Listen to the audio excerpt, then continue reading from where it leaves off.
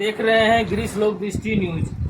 आज जैसे आप लोग सभी जानते हैं कि चंद्र ग्रहण 3 तारीख को लग रहा था और इसी उपलक्ष्य पे हमारे इंदिरा नगर के वासी विनय जी आज सुंदरकांड का आयोजन रखे थे। उन्हीं से पूछते हैं कि किस उद्देश्य से उन्होंने सुंदरकांड का आज आयोजन किया है। तो विनय भाई, आज किस उद्देश्य से आपने सुंदरकांड का आयोजन रखा है? सबसे पहले तो मैं आपको नमस्कार करता हूँ और आपके चैनल को। और आज मंगलवार था, हनुमान जी का दिन है, ऊपर से चंद्र ग्रहण है। तो चंद्र ग्रहण में मतलब पूजा पाठ तो हम लोग कर नहीं सकते हैं, सारे मंदिर सारी चीज़ें बंद हो चुकी हैं। तो इसलिए हमने घर पे कीर्तन का अपना आयोजन किया। हम लोग सब लोग एक साथ मिल करके कम से कम राम राम भगवान का कीर्तन सुंदरकांड अच्छा, जैसे आप होली के बारे में जानते हैं कि होली 3 तारीख को ना करके चंद्र ग्रहण की वजह से 4 तारीख को होली मनाने का कार्यक्रम रखा गया है ज्योतिषी के उनके अनुसार। तो आप इस विषय पे क्या कहना चाहते हैं? तो हमारे हिंदू धर्म में ऐसा होता है कि जब चंद्र ग्रहण कोई भी लगता है तो उसमें सूतक लग जाता है। तो सूतक की वजह से जो है, सूतक की वजह से मतलब वो निकाल दिया जाता है। पूजा पाठ ऐसा कुछ नहीं कर सकते। तो भारत देश में इसका मान्यता है कि सूतक में कोई भी सूतक में आप देख रहे हैं, जैसे सूतक में कोई भी शुभ कार्य नहीं किया जाता है। सारे मंदिर सारी चीजें तो कभी भी मतलब ग्रहण लगेगा तो उसके अगर चंद्र ग्रहण लगेगा तो 9-10 घंटा पहले होता है और सूर्य ग्रहण लगेगा तो 12 घंटा पहले होता है। ऐसा हम लोग बताते हैं। चंद्र ग्रहण था इसलिए 8:30-9 घंटे का था। अगर सूर्य ग्रहण होता तो मैक्सिमम 12 घंटा होता था। 12 घंटा पहले से ही बन जाता। आप सुंदरकांड में संगीत देने का कार्य किए हैं। आपसे पूछेंगे कि आप अपना परिचय बताएं।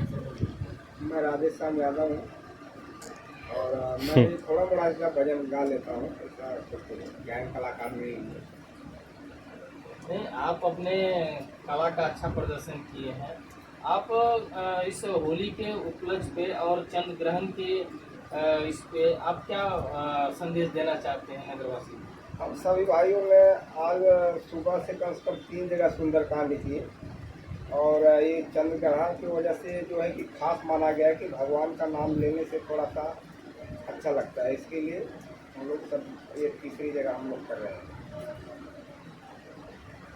आज भारतीय परंपरा के अनुसार आगे जो आगे है कि चंद्र ग्रहण के शुभ चंद्र ग्रहण को शुभ भी माना जाता किशन है भैया, और शुभ भी माना जाता थोड़ा इधर आ है। जाओ। तो हाँ। आप ज्योतिषी भी हैं, पूजा पाठ भी कराते हैं महाराज। तो आप ये बताइए कि इस चंद्र ग्रहण का क्या नुकसान और क्या फायदा है? देखिए, जो चंद्र ग्रहण है या सूर्य ग्रहण कुछ भी लगता है तो उससे नुकसान तो नहीं होता, उससे हमें फ़ायदा है। देखिए, जो कंकाल है ना, कंकाल ही नहीं मतलब चारों युगों में ये जो ग्रहण जब लगता है तो ये बहुत उत्तम समय माना जाता है। जैसे आज जो ग्रहण लगा है तो भारत में जो दृश्य हुआ है वो बस मात्र 48 मिनट के लिए ही हुआ है, और जो ये महाराष्ट्र की धरती यहाँ पर बस मात्र 5 मिनट के लिए ग्रहण का मान हुआ है।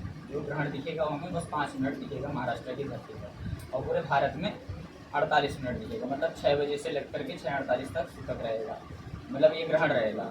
सूतक जो है चंद्र ग्रहण में 9 घंटे पहले लग जाता है। सूतक काल में क्या होता है कि बताया जाता है कि हमें भोजन नहीं करना चाहिए इत्यादि, ये सब चीज़ों का बर्ताव करना चाहिए। और उसमें ये भी बताया जाता है जैसे गर्भवती महिलाएँ होती हैं उन्हें धारदार जो वस्तुएं होती हैं उन्हें स्पर्श नहीं करना चाहिए, ऐसा बताया जाता है। और जैसा कि आपने पूछा अभी कि इससे क्या हानि होती है, तो हानि अभी तक तो हमने ऐसी कुछ नहीं देखी है। जो ग्रहण का काल होता है, जिस समय ग्रहण होता है, जिस समय चंद्रमा ग्रसित होते हैं राहु के द्वारा, राहु ही ग्रसित करता है, उस समय क्या होता है कि भगवान, बताया जाता है शास्त्र में कि जितना हो सके उतना भगवान का नाम लीजिए।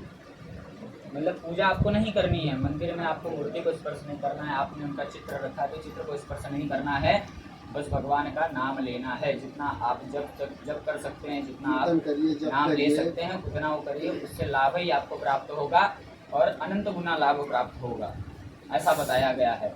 और इससे कोई आपको हानि नहीं होने वाली है। आप हानि कब होगी? जब आप उसके विपरीत जाएंगे। जैसे कि भोजन करने के लिए मना किया गया है तो आप भोजन का पान कर रहे हैं, ग्रहण में भोजन बना रहे हैं, भोजन कर रहे हैं, तो उससे आपको हानि हो सकती है, ऐसा बताया गया है। और जो चीज़ मतलब बताया गया, निषेध जिसका बताया गया उसका निषेध करना ही हमारे लिए लाभदायक होगा, यही हम कहेंगे। और बाकी तो आपकी जनता जानेगी। अच्छा, अगर मान लीजिए अग्नि का जो दहन है, होलिका दहन, तो 2 तारीख को अगर हो सकता है तो चंद्र ग्रहण की वजह से जो होली का जो रंग का खेलने का समय है उसको 4 तारीख से करने का क्या उद्देश्य हो सकता है? देखिए, इसमें हम यही बताएंगे कि जो होली हम खेलते हैं वो चैत्र माह लगता है, उसकी प्रतिपदा तिथि को हम खेलते हैं। होली जो पर्व होता है उसे हम मनाते हैं। तो जो प्रतिपदा लगी है ना वो अभी लगी है, इस समय वर्तमान समय में लगी है, चंद्र ग्रहण खत्म होने के बाद लगी है। तो इतनी टाइम तो आप होली खेल नहीं सकते ना, पंचांग में इसीलिए बताया गया है। आज काशी परंपरा के अनुसार 64 जो देवियां हैं ना, 64 योगिनी होती हैं, उनके साथ होली खेली जाती है वहाँ काशी में। उनको होली इत्यादि मतलब रंग इत्यादि चढ़ाया जाता है। और जो होली है प्रमुख वह हमें कल मनानी है, ना कि आज कैसा, आज पूर्णिमा थी, पूरा दिन भर पूर्णिमा थी, तो पूर्णिमा में तो होली खेली नहीं जाती। पूर्णिमा में होलिका जो होती है उसकी दहन की जाती है। वह जो था कल हमने किया, मतलब 2 तारीख की रात्रि में हमने किया जब पूर्णिमा हमें थी मिली। और आज तो चंद्र ग्रहण के कारण सब कुछ हमारा बस खाली ऐसे ही घरों में हम लोग गीत के नाम संकीर्तन करते हैं, हमारा समय बीत गया। तो इसमें होली कहाँ खेलेंगे? ग्रहण काल में तो होली नहीं खेलना, क्योंकि भद्रा भी लगी हुई थी। इसीलिए इसका निष्कर्ष यही निकाला गया पंचांगों के द्वारा, जो हमारे पंचांग जो बने हैं, जैसे हमारा मान्यता किससे है? ऋषिकेश पंचांग से। और ऋषिकेश हो गया, महावीर हो गया, ऐसे अन्यत्र बहुत सारे पंचांग हैं। तो सभी पंचांगों में 4 तारीख को ही दिया गया है होली, इसलिए 4 तारीख को हम होली मना रहे प्रतिपदा तिथि में, मतलब कि कल। आपका क्या नाम है? तो आज आप जॉब करते हैं, तो अगर होली खेलने का जो तिथि है 4 तारीख को है और आपकी छुट्टी आज मिली है, तो इस संदर्भ में आप क्या कहना चाहते हैं?